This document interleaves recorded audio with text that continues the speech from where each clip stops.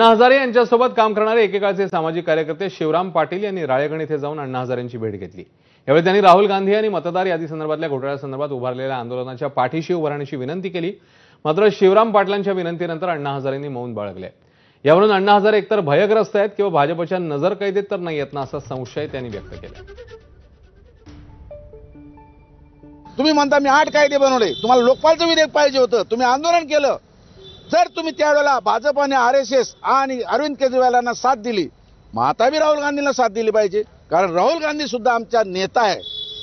राहुल गांधी सुद्धा आमचा नेता आहे आणि ते सांगतात ते खरं आहे। तर त्यावेळेला अण्णा त्यांनी सगळं ऐकून घेतलं। मी अण्णांना मुद्दाम बोललो, अण्णा फक्त ऐकून घेऊ नका, तुम्ही फक्त ऐकून घेऊ नका, कारण तुमच्यावर आज दोष येतोय की तुम्ही भाजपचे आणि आरएसएसचे एजंट आहेत। हा कलंक तुम्हाला पुसून काढावा लागेल आणि तुमच्या मनात जर भय असेल तर आम्हाला सांगा।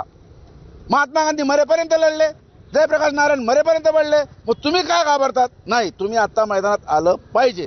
मी सगळा असा आग्रह केला अण्णांना, पण अण्णांनी हुकीचूक केलं नाही।